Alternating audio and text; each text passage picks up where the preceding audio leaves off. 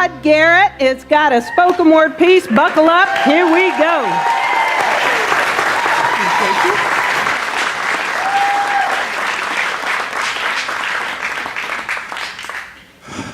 Hello.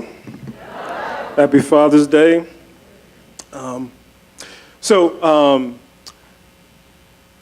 I'm sharing this as an offering to all fathers, all forms of fathers.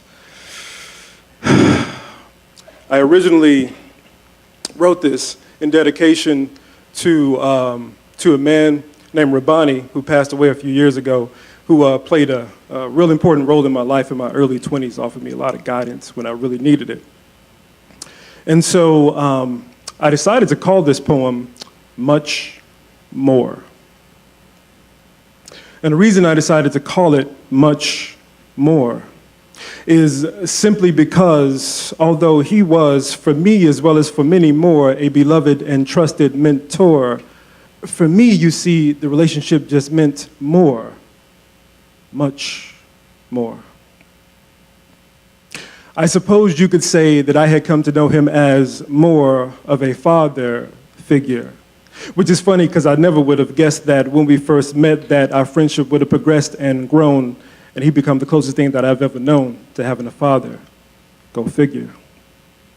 Yet perhaps that's something I would have figured if I would have considered how easy he made it to approach him and even easier to get to know him. It was to the point that I would often liken him to a really, really good book in the sense that he always remained open. And as I opened up and continued exploring him, I discovered he was a valedictorian student of life. Not to mention a loving father for his children and a loving Muslim husband for his wife. At the risk of sounding sacrilegious, at times I would liken him to Christ in the sense that he lived the type of life that inspires me to resurrect my lower self daily as a sacred sacrifice so that I just might take it up, rise strong, and in a sense, live this life twice. But the most simple yet precise way that I would describe this most senior member of my tribe is simply to say that he was a stand-up guy. Meaning, plain and simple, that he's a man who stands upon principle. He would not break, would not fold, and only to kneel down and pray 5 times each day was the only which way that he would ever bend. He was a gentleman, yet a man's man. Believe me, I know, for I had many a chance to witness him stand as a man amongst the men. And if anyone was to say to me today that, yo, Rashad, your perspective is not at all objective as you wax poetic about him, well, I could not at all object. I mean, what would you expect? That was my man. Much more than just my friend. Now, my divine friends, if you could further spare a moment, please follow me, for I would love to share a moment from back then, back when I would share with him. Yes, Ravani, when I would share with you my problems. And instead of you trying to solve them, I loved how you would somehow flip it around and then share with me some paradoxical story about someone or something that probably happened sometime way before me. Somehow knowing that the allegory within your story was somehow implore me to begin to explore me. And like an encased submerged butterfly yet to emerge and touch the sky, your process began to metaphysically metamorph me. But right now, what's more important to me is that I share with everyone one of our more memorable one-on-one sessions. And I will never forget it because I was definitely stressing as I desperately questioned you as far as what was I to do. I remember feeling like I was stuck in a rut like an old truck with no clutch that had been spinning my wheels so much with no such luck that I had lost my will to move. And so afraid to make a mistake that I was willing to give away the gift that's most great, which is my choice to choose. And after feeling so bewildered and confused, I got to the point where I was like, man, I just don't know. And as I stood there, damn near about to cry, he glared into my eyes, and through my despair, he replied, man, just grow. Just grow. Rabani, man, I don't even know if you know, but when I first heard those 2 little words, I must admit that I was just a bit perturbed. I mean, I was expecting a little bit more. But at Now, as I recall, in all actuality, that feeling was a fallacy, because really, in reality, what you had just given me was much more.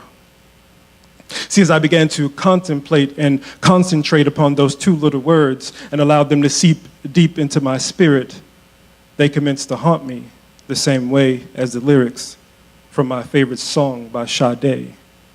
What I mean is that as Rashard, day after day, time after time, over and over within the inner realms of my mind, those two little words would play as they, oh so gently, drowning out the empty echoes from my fears, consequently becoming quite simply sweet music to my ears.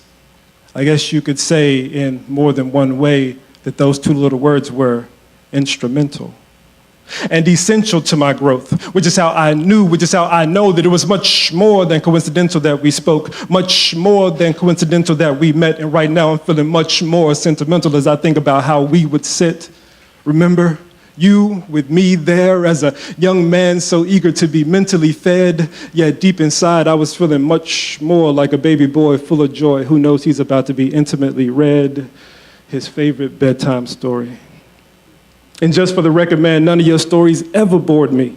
You remember how I would sit there attentively listening as you would go on and go on about this, that, and so forth and so on. And just when I would think your last words of wisdom were given, you would go on and give me one more to grow on. And I swear, man, like no one, you gave.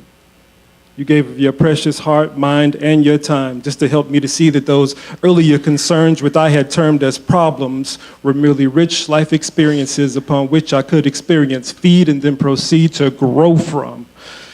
Yeah, man, just grow. I get it now. Just grow.